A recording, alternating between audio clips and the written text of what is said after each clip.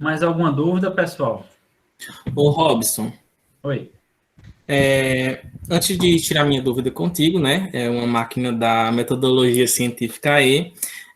Queria parabenizar, né, pela condução dos conhecimentos trazidos para a gente, né? Porque quanto mais a gente vê, mais dúvidas a gente tem, né, quanto a isso. Então, cada vez que a gente vê essa questão de construção de trabalho científico, né, Sim. algo novo sempre aparece. Aí, na sua apresentação, né, me surgiu uma dúvida. Você falou que na conclusão, né, de um trabalho científico, a gente coloca sugestões de para futuras pesquisas, né? Sim. Só que eu não me recordo de nenhum trabalho assim que eu tenha lido que enfoque, né, uma sequência de um estudo já feito assim, como é mais ou menos essa condução. Eu peguei um trabalho um exemplo, né? Eu posso Aham. pegar um trabalho dentro da minha área e perceber que lá o autor dá uma sugestão de prosseguir com aquele estudo, de algo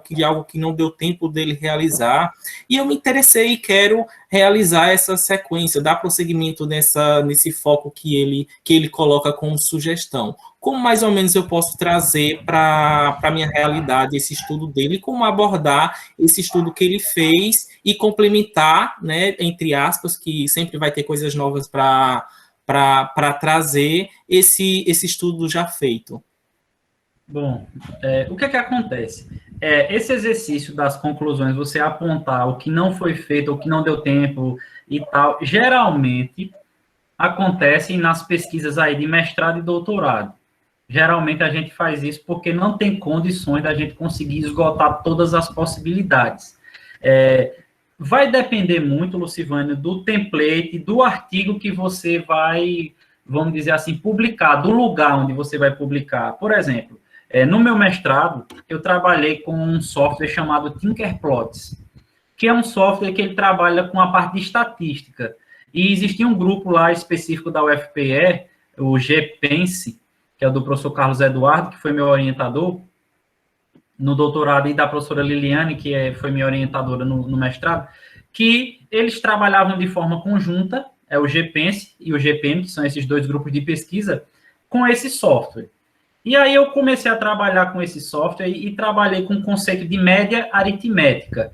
Como é que estudantes interpretavam gráficos, estudantes dos anos finais do ensino fundamental, a partir da média aritmética, que isso aí é uma perspectiva que só estatísticos trabalham.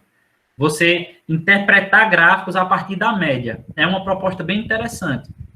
E lá existia um gráfico bem específico, chamado de box plot, que a gente chama de gráfico de pontos. Existe até o gráfico de caixa, que é o gráfico box plot. E aí o que é que acontece? Isso é muito visto na estatística, vamos dizer assim, mais pura. E aí eu consegui desenvolver um estudo dentro dos anos finais com esses tipos de gráfico, com o box plot especificamente. E aí, entrando um colega no grupo de pesquisa, começou a querer se engajar para fazer o mestrado e tal. Aí, na minha pesquisa, eu fui e coloquei, olha, esse software Tinkerplots, ele abriu uma extensão e agora ele está trabalhando com um conceito de probabilidade. Eles colocaram um simulador de probabilidades dentro desse software, que não existia. E aí, na minha pesquisa, eu coloquei isso nas considerações. E aí ele foi e disse, poxa, Robson, tu desse uma deixa aí para mim, eu vou fazer o seguinte, eu vou pesquisar como os estudantes trabalham com a probabilidade a partir do software Tinkerplots. E aí foi o Gleidson, o nome dele é Gleidson Souza, e aí ele fez a pesquisa dele de mestrado lá com a professora Liliane, com como ensinar probabilidade para os anos finais do ensino fundamental a partir do software Tinkerplots. E aí é onde foi que ele viu isso aí, nas minhas considerações. Agora, claro, assim, Lucivane, existe a humildade acadêmica e que outros, muitas vezes a pessoa não tem, né? Naquela época que nós estávamos juntos e tal, aí a gente, vamos dizer, ele falou isso. Agora, já hoje, eu não sei se ele falaria ou se na pesquisa dele ele chegou a citar isso, que eu nem me lembro agora. Eu sei que ele me citou nos agradecimentos, mas até isso aí eu vou cortar, viu, minha gente, dessa gravação. Isso aí são os bastidores. Então, às vezes, a pessoa, né? vê isso ali, na tua fala, tu está apresentando teu trabalho, às vezes não necessariamente você colocou nas conclusões, mas na tua fala diz, puxa, isso que Lucivano falou serviria para mim. E aí ele fica naquilo, aí ele vai lá, e não só aconteceu com ele, como com uma outra colega também. Eu estava falando sobre a amostra nesse software. Só que aí ela disse, poxa, dava para trabalhar o conceito de amostra. E aí ela foi e trabalhou, fez a dissertação dela de mestrado. Então, assim, a gente orienta que nesses trabalhos de dissertação, de mestrado, de tese de doutorado, tenha de forma explícita isso, porque você não conseguiu esgotar. Ninguém vai conseguir esgotar tudo, porque o conhecimento, a gente sabe que ele é praticamente, né, infinito. E a gente só tem 2 anos no mestrado e 4 anos no doutorado. Então, não tem como você esgotar tudo, porque a coisa é muito dinâmica. O conhecimento ele vai se renovando, ele vai crescendo. Então, é dessa forma. Já existem modelos, templates, que obrigam você a fazer isso. Por exemplo, se for estudos internacionais, algumas revistas, por exemplo, da Espanha, que é onde se concentram a minha área, né, educação estatística, que eles gostam que você coloque futuras pesquisas ou algo que você não conseguiu esgotar. E aí isso aí é interessante para você, porque você pode estudar isso, continuar, ou então para seus futuros orientandos aí de TCC, de especialização, e por aí vai. Isso aí é um bom exercício. Uhum. Respondeu a minha pergunta, Robson. É porque eu fiquei com essa curiosidade, né? Sem entrar em muitos detalhes para não ter muito trechos do vídeo para você cortar, né? Porque geralmente essas evidências, né? Porque não são dadas com tanto enfoque em um texto, né? Foi de um trabalho que eu peguei, uma continuação de determinado trabalho, né? Isso geralmente a gente não encontra tanto. Encontra lá nos agradecimentos, na conclusão, em uma observaçãozinha lá pequena, né? Mas, enfim. Até mesmo na justificativa, por exemplo, quando alguém vai chegar e dizer, Lucivano, por que você escolheu determinado tema? Sempre é requerida aí, dentro da universidade, 2 tipos de justificativa. Uma que seria a justificativa pessoal, ou seja, por que você escolheu, e a outra seria uma justificativa acadêmica. Será que é necessário esse tema? Foram feitos estudos na área? Foram esgotados esses estudos? Então, o que é que acontece? A gente precisa justificar dessas 2 formas. Por exemplo, a minha tese de doutorado foi sobre ensino de probabilidade com professores de matemática, professores já formados. Então, eu estava trabalhando com letramento probabilístico na perspectiva de Gal, que é um pesquisador da Universidade de Haia, de Israel. Como é que esses professores ensinavam probabilidade? E o que é que eles poderiam aprender para ensinar na perspectiva do letramento probabilístico? Só que aí, como é que surgiu a minha pesquisa? Surgiu, primeiramente, com um Tinkerplots, que eu não tive tempo de pesquisar com ele, aí já foi esse colega que pesquisou. Segundo ponto, eu era formador do PNAEC, do Pacto Nacional de Alfabetização na Idade Certa. E aí eu trabalhava com os anos iniciais do ensino fundamental com professores de todo o estado de Pernambuco, lá em Caruaru. E aí quando a gente chegou lá, pasmem, só existiam 2 artigos aqui no Brasil que falavam sobre o ensino de probabilidade para os anos iniciais. E nada mais. E aí eu fiz toda uma revisão da literatura e não tinha. Para você ter uma ideia, eu tive que mudar até o foco, que a minha pesquisa seria nos anos iniciais e eu joguei para os anos finais, porque não tinha condição de pesquisar nos anos iniciais. O orientador não negociou assim, não disse, não, você vai ter que escavar muito aí, talvez a gente não ache. Aí eu tive que mudar para os anos finais. Então, ou seja, surgiu desde o mestrado com um software que eu pesquisei, depois foi para a necessidade da área, ou seja, existiam poucas publicações, a gente fazia dos últimos 5 anos a revisão, eu tive que ampliar para os últimos 10 anos, porque não tinha material, e ainda tive que expandir para fora do país. É claro que era uma tese, tinha que ter vários estudos de fora.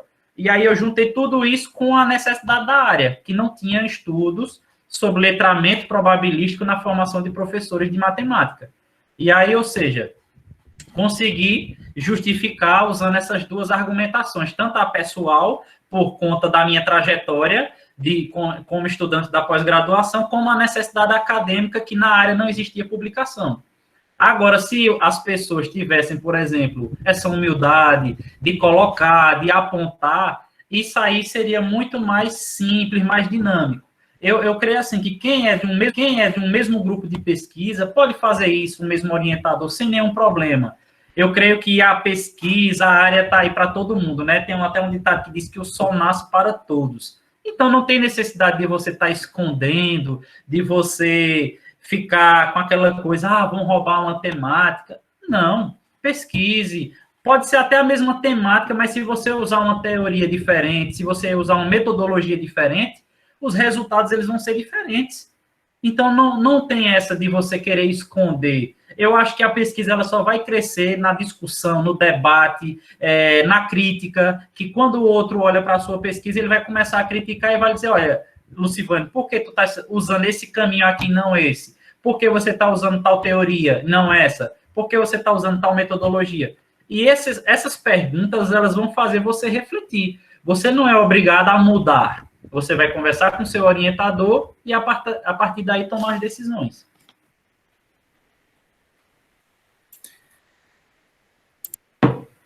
É isso.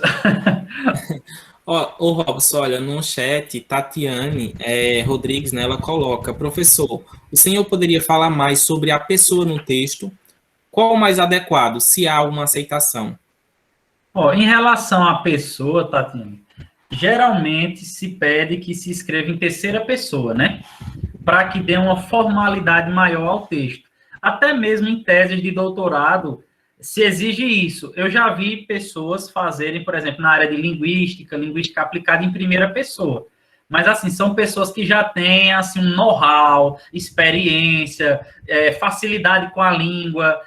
Existe, muitas vezes, uma metodologia específica para aquela forma de escrita. Então, geralmente, tem que ser em terceira pessoa. A gente está trabalhando, né, com acredita-se, pensamos, desta forma. Você não vai colocar eu acho que é assim. Não existe eu acho. Na universidade, tudo tem que ser baseado em evidências, ou seja, na ciência. A gente está tomando essas vacinas agora e sempre tem a plaquinha lá, né? Viva o SUS, viva a ciência, viva a pesquisa. Então, tudo isso faz parte do processo de construção do conhecimento.